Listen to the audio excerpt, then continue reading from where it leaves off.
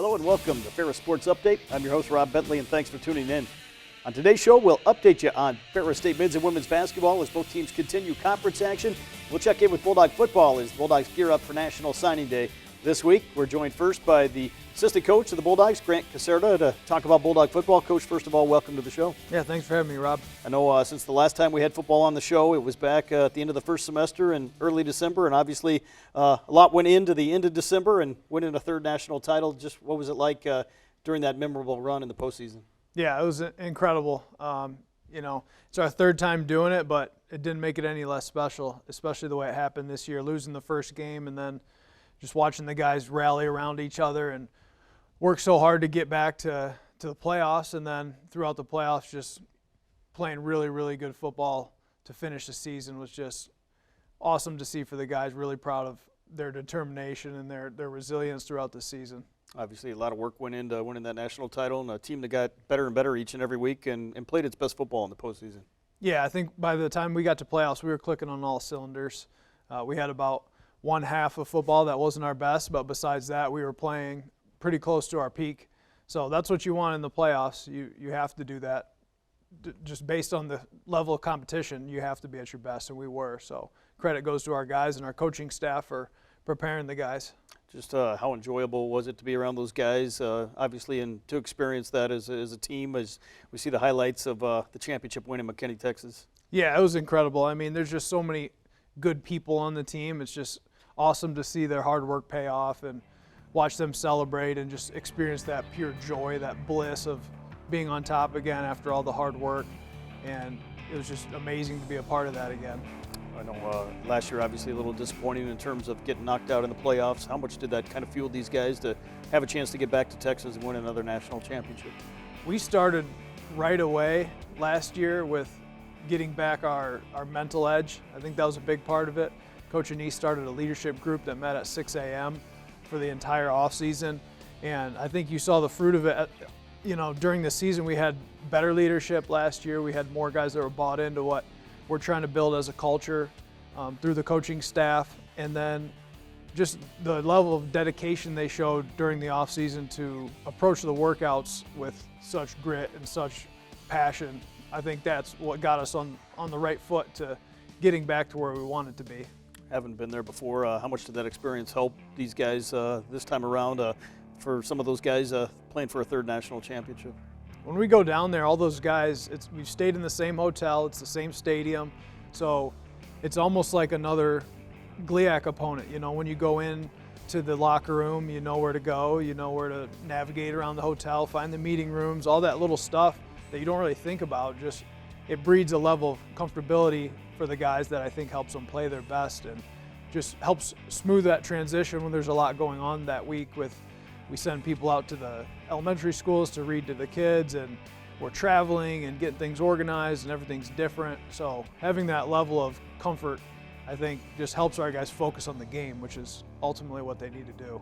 Speaking of the GLIAC, you mentioned the GLIAC, and obviously you guys won the GLIAC championship this past fall again. And how much did going through some of those GLIAC games really help you in terms of getting to the postseason? Tremendously. It's a great league. I think you look at, obviously Grand Valley's our rival, and they're a phenomenal team, top 5. And then you look at the rest of the league, Saginaw, Davenport, Michigan Tech. There's just so many good teams, and only 2 of us made the playoffs, but there's, 4 to 5 playoff-worthy teams. When you look at some of the other teams that are in the D2 playoffs, those teams that didn't make it are just as good as some of those teams. So helping prepare us for the playoff run, playing teams like that is huge, and then the out-of-conference games with Pitt State and Ashland and those kind of things helps us get ready for that. So when we get to the playoffs, it's not a culture shock of, oh, these are all really good teams. That's what we're used to for the most part, going through that GLIAC schedule. Obviously, you guys won the national title a week before Christmas, or a few days before Christmas down in Texas. And I know for the coaching staff, kind of right back to work as you geared up for National Signing Day, which is this week. And just talk about that recruiting process and how quick that turnaround was. Really quick. I mean, we took some time off around Christmas and then regrouped pretty quickly after New Year's. And then it's just hit the ground running, get out and see our commits, get out and see the guys we're still pursuing. And then for us, a bunch of us went out to Florida this year to go find some guys down there. And then you bring them back and you're doing official visits. So the month of January just went by like that for me at least. And then signing day's the 5th day of February already. So we've been scrambling around a little bit, trying to make sure we're doing everything we need to do to secure a great class, and I think we're going to do that again. Obviously, the recruiting emphasis since Coach Denise has been here has been in the state of Michigan, West Michigan, and across the state. But you guys always find some guys from Florida, and maybe just talk about how important that's been getting those guys to come here to Ferris State and have a great experience. It's been awesome because Coach Denise has created some pipelines in certain areas down there. And so the coaches, it's almost like, I think part of our competitive advantage in Michigan is we have such good relationships with the high school coaches, and it's starting to be that way, or it is that way in Florida too at certain schools. So they're sending Coach Denise guys that they're not sending to other schools because they know them, they trust them. We've got lots of Florida guys on the roster. So just creating that pipeline of guys. I think we had 24, 27 kids on the roster from Florida last year. So when you go into a high school in Florida and they don't know where Ferris State is, but you tell them, look at this list of all these kids, and they know some of them and they know the towns they're from and things like that. So that's a big commitment, asking them to come all the way from the bottom of the United States to the top. So to have some level of familiarity with the other people that you're going to be playing with has been huge for us.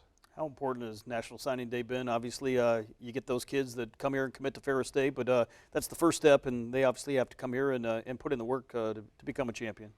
Yeah, I think getting them up here and then getting them assimilated into the culture, and then just helping them through that first semester, it's just a big shock, culturally and weather-wise, and a whole bunch of other things coming from Florida to Michigan.